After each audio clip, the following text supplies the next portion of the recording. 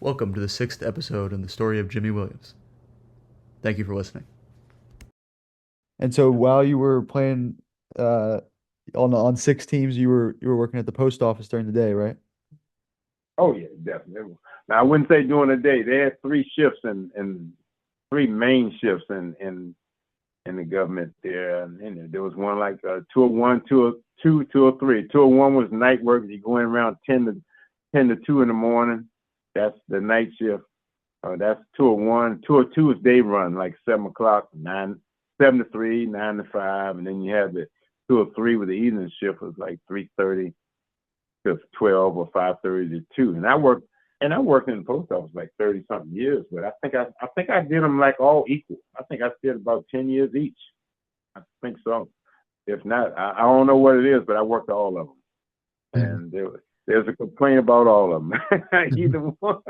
I mean, I like day shift, but who want to get up at 5 in the morning? Not me. I'm a morning person, so I Mhm. love the evening shift. I love the evening shift. And then the graveyard shift was the best shift to get stuff done. You didn't have to take off work for appointments and everything. But my sleep pattern was just terrible with that. I But I bet. was able to play on those teams. I was able to play on those teams, and I had some fun playing. And then I started coaching. I tried to teach some guys on the sandlots. And but I found out what's the difference in the pro guy versus the amateur guy. I really found out. And just like a coach I had, Buddy Foster at Prince George's Community College was our coach at Prince George's Community College for our two World Series ventures in D3 junior college ball. We went to the World Series in 2014 and 17. He always said, Jimmy, you got to remember they're not like you. You got to. Yeah, I said, but I'm trying to get them to be like me. At least you got to be at least be by me like me. You need to go past me, but I'm just trying to give you the information. you know. So, How would but you I say have a they hard were? I have a hard time watching bad baseball. I do Yeah. too. And being an umpire now, I see a lot of bad baseball. But I try to just disassociate from that, and I try to help guys. If I'm umpiring, I'm in a coaching. I'm coaching when I'm umpiring. I love to ask players, hey, do you know how many outs there are? They might know that, but they'll never know the score. They'll never know the score. Wow. I say never. When I say never, that means like 11 out of 12 don't know. I mean, so, and that's one of the things I love teaching in sports. It's not so much how to hit, is yeah, it's the mentality of the game. Right. Because the game tells you how to play. That's what I try to tell them. You got to learn from the game itself. The game is just it's speaking to you. You're watching other people, and that's enough to teach you right there. If you watch the game and see what's going on, you're gonna be. I think you're gonna be a good mental player, and that's why some of the best ball players not coaches, man. They guys that just study the game. Mm. I And remember I remember you always saying that I'm with the Grays, yeah. yeah, man. I mean, my biggest problem was imparting knowledge to guys, and I can I know how I could do it, but I just try to get them to do the best with the way they do things. If you got a launch angle swing, there's a technique for that. If you got a chop down swing, there's a technique for that. You Right. can win with that. You get a level swing, you can win with that. But it's just this stuff that you got to do to be better at what you do, because there's no one way to hit. That's for sure. Yeah. There ain't no one stance. There ain't no three stances. It ain't no stride or 6-inch stride or 10-inch stride, is whatever stride that you can hit with. Yeah, I love the game. There's just so much variations to it. It's just It's just true. gotta. Yeah. I mean, you just got. And the coaching thing is that, man, you gotta be able to evaluate. You gotta evaluate players. You gotta be able to evaluate. That's the biggest thing, and try to get the players to win with what they got, and get them to play the game according to your own philosophy, and Mhm. because you're gonna play for different coaches in your career. So one coach might want you to, do some bunting, do some hit and run, and they might want you to just swing the bat. But you got to be able to just do stuff according to win the game. Can you win the game for us? Can you win a game? Absolutely. I think a lot of times you see coaches try to make everyone the same or too cookie cutter sort of. Yeah, yeah. Everybody, like I say, has their philosophy, but it's about getting the information and using it. You know, Absolutely. uh, we went on to the coaching because after that 81 season, I did start coaching on the sandlots, and the 81, 82, I think I am going to the University of the District of Columbia with my good friend Frazier O'Leary, Right. and he used to coach Cardozo. He used to coach at Cardozo High School in D.C., right near Howard University, and of course Maury Wills went to Cardozo, and I met Frazier O'Leary on the sandlots down in Southern Maryland there, and for the Capital Rockets and D.C. Cardinals. And that's the team other than the Black Sox. It's a little lesser league than the Black Sox, There's no age limit, but I ended up going down there coaching. And I try to instill some of my knowledge on some of that. But yeah, we had some decent little players, so we played, we had fun, Hmm. But when I finally, got to UDC and worked with him, I think we were D3 4 years at the time. I mean, we weren't better. Matter of fact, we played on the ellipse down by between the White House and the Monument there. We played on that field right there. Wow. Yeah, although we didn't really, UDC didn't have a baseball field. We played up at 16th and Kennedy sometime on the ellipse, wherever else we might schedule games. But it was 4 years school. And I think I stayed there for 2 or 3 years with Coach O'Leary. Now I think they dropped their program, So that was fun. Then I helped out at some high schools around the area. I also would coach at Barry School up in Silver Spring, and maybe a little further, a little above Silver Spring, right up there. And that was a private school with Frazier O'Leary. I worked with him there. I might have went there first before I went to Barry. Not that we went there after the UDC shut down, but I stuck with him and we coached some guys there. That was a little tough going there. And then I finally helped out my buddy Bill Hay over at Forestville High School, right here in Maryland here, right there on Pennsylvania Avenue and Forestville area, and he got Coach of the Year. I don't know from me, but he was a little smart cat anyway. He was smart. He was good, but I went over there to help him out. And I enjoyed that, And why do you think doing that. UDC shut down their program? Was it a funding issue, or what do you think happened? I don't really know. I never knew what it was. Now you're gonna make me ask and find out now. I don't know. It might have been a budget thing. I know they didn't have a field, just like Howard University. We didn't have a field under our control when they shut down their program, and then of course we had a gender equity thing going on, Title IX, whatever. And I don't know I don't know. I never heard the thing budget, but I know I did hear about we didn't have a field under our control, and plus we had some. I think it could be that we had some violations going on too, because I know the program did have some appearances with the NCAA over some different sports and baseball, because I went to them out there in Nevada, Right. and that was like going to Supreme Court when you go to an NCAA hearing. That was So to your answer your question, that was your first year Mhm. at Howard, right? Yeah, that was my.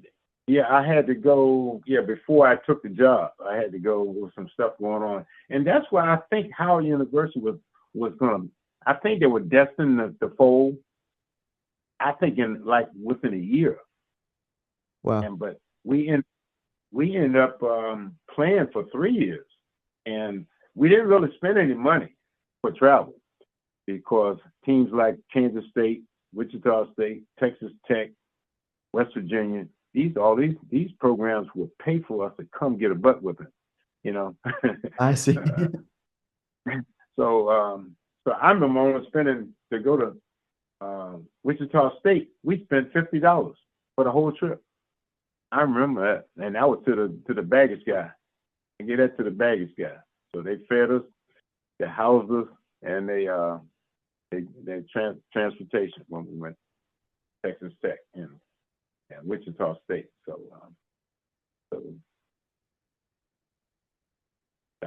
that was fun to get to go to those college places, you know, and because I really wasn't a college guy, and I tell guys right to this day, like I met a Howard University guy the other day. That's amazing. I was umpiring a game, and one of my players from Howard University, Carlton Howard, he was coaching Flowers High School. He Wow. said, Jimmy, I said, you know me? He said, yeah, I know you. I said, well, say a few more words. And he said his name, and I said, Douglas High School. See, I didn't know who he was when I saw him, but when he said his name, I knew where I got him from. Wow. I got him from Douglas High School. He thanked me for giving him an opportunity to play in Howard University.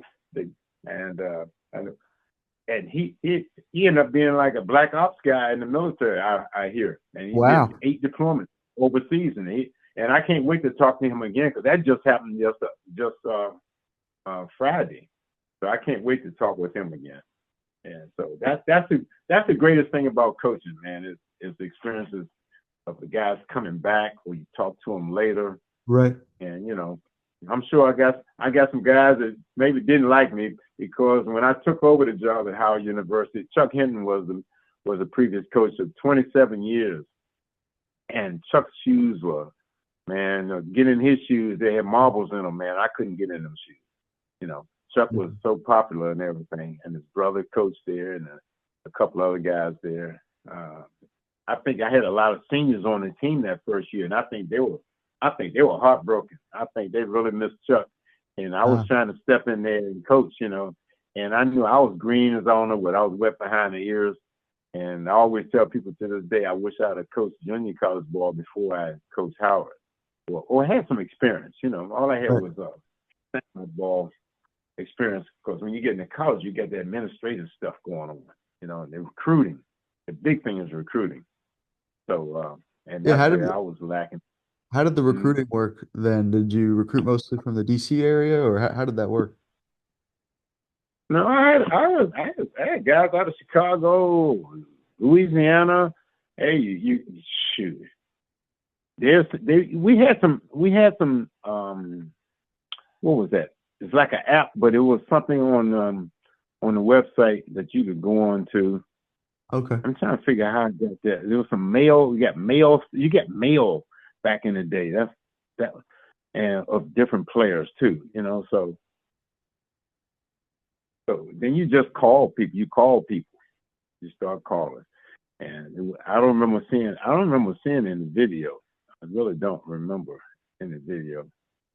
I may have, but and that's why I was trying to hire some other coaches that really knew it. I tried to get a couple coaches that really knew the rule book, not the rule book, but the NCAA manual, right, on everything, on all the rules and stuff. And they would not hire anybody from me. I think it's because they knew that the program was going to shut down, but I think it stayed 2 years longer than they intended, because if it was budget-wise, I don't think we spent much money, except for the bare necessities of umpires probably and equipment, And we always say, well, Howard University should have been a UCLA of the East or something, but maybe they're already what they think they are. The Howard University is very, very, very, they're who they are. They're a popular school, but I think they could have been popular everywhere. I think even the basketball team gets good this year, right? Football, too, but I think baseball. Chuck had the team rolling though. But I think there was about it was sliding a little bit, probably because I'm only guessing that maybe because of some maybe some rule stuff going on, you know, Mm-hmm. violations and stuff. That might be why they was trying to get rid of the program, or got rid of the program. You know, but I had fun while I was there. It was a good experience. Like I say, it was a veteran team that first year, because we went to the MEAC tournament like 2 years in a row, and the third year they wouldn't let us go because of the sanctions. Wow. We got banned from it. So maybe that might not have been my first year. It might have been the second year. But anyway, we weren't eligible for the tournament, which was a big letdown for the players, you know. But I had a completely new team from that third year than I did from the first year. I had a lot of the guys that I had recruited that, you know, weren't as tough. I mean, Chuck had some boys, man, that could play. I wish I could have done that. Yeah, the call coming, kind of cut this off. Yeah. So that was one of my great experiences there, was coaching at Howard University and not really being a college guy at the time. That was a great thing. And I think Glenn Harris, the young man I was telling you about, he's a sportscaster in the area and a good friend of mine, played in Anacostia and Gaslight in the American Legion, and ended up being a commentator for a lot of sports around the area. I think he put in a good word for me. I think he did on that job, because he went to Howard University. So I got the job and stayed there till it finished, you know. Mm-hmm. And then as it was winding up, were you thinking about trying to coach? How did you get connected with Prince George's?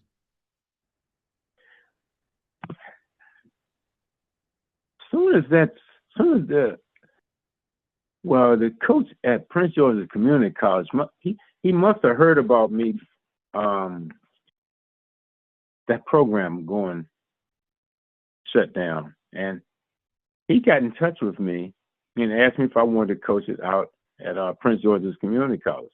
And this is like the fall of let me see, this is 2002.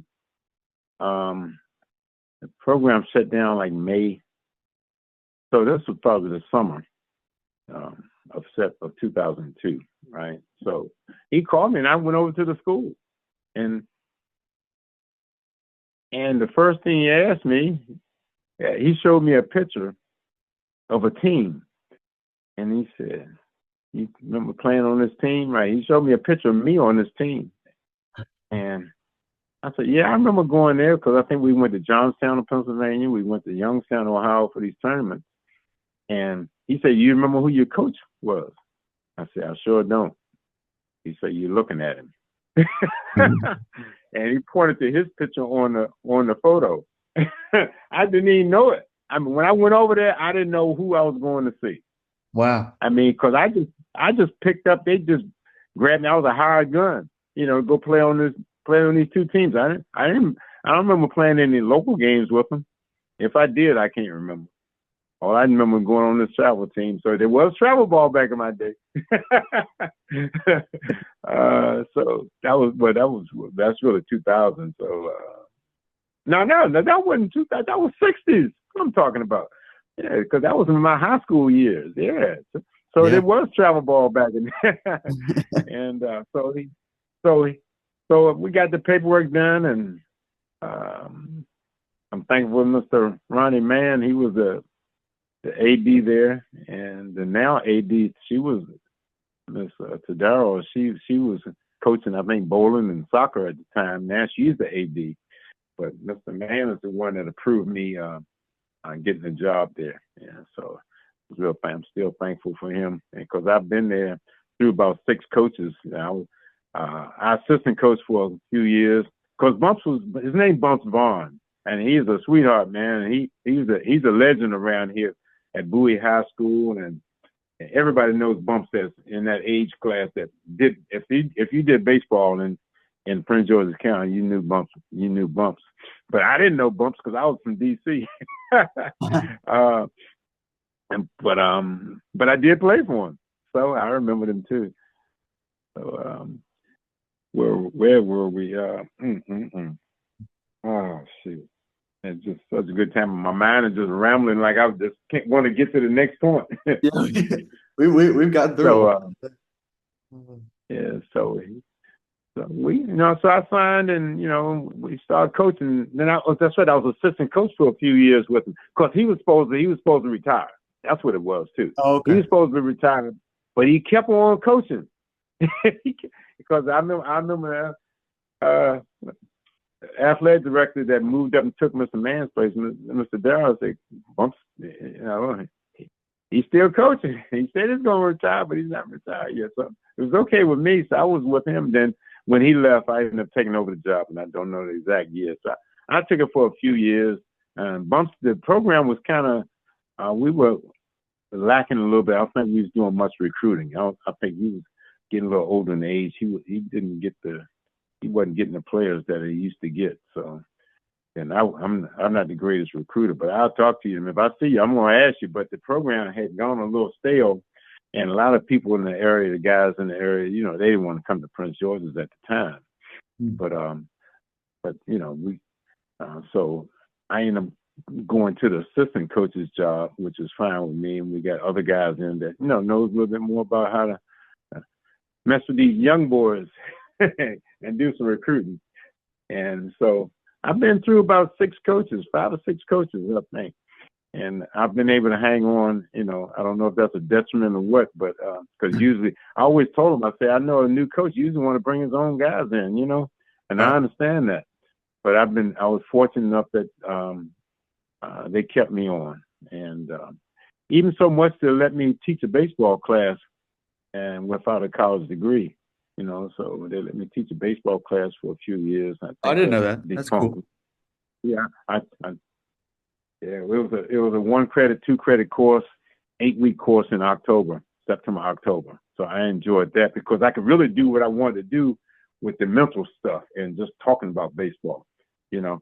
We can go on the field and do stuff, but that's what I think was missing today with these guys. I know these guys like to play, and one of the guys in my class said we need to go out and play more rather in the classroom, and I understand that. But I still had things I wanted to get to them about the game of baseball in the class, and not just play. But when you go out there, I want you to understand some stuff. Like, for example, what's the numbers of the positions? I mean, I can't take you out there. You don't even know what the number of the shortstop is or what the name of the positions are, because there were people in the class. I mean, I had girls in the class and I had guys in the class. They're nursing students. They just taking the class as what you call it when you volunteer to take the class. What you call it? Oh, elective, yeah. Elective, yeah. So they're not really baseball people, but I still want to teach them a little background and a little something about the game before you go out there. First base, second base, third base, outfield and all that kind of stuff. And then talk about how the game started and all that, a little bit maybe about the Hall of Fame, where they played baseball in the world. At that time, I think it was like 130-something countries that played baseball. It was on like 13 pro leagues at the time. So I get my tests on stuff like that, the true or false stuff, all that kind of stuff. The World Series, how the World Series operates and stuff like that. Yeah, so that's what I enjoyed doing the baseball class. Yeah, that must have been fun. Yeah, it was. And, I like it. And like I said, we could go out too. So that was I don't know what year that was. I still got all the test scores and everything. I still have all the paperwork from all the people was in my class. I still have it. Yeah.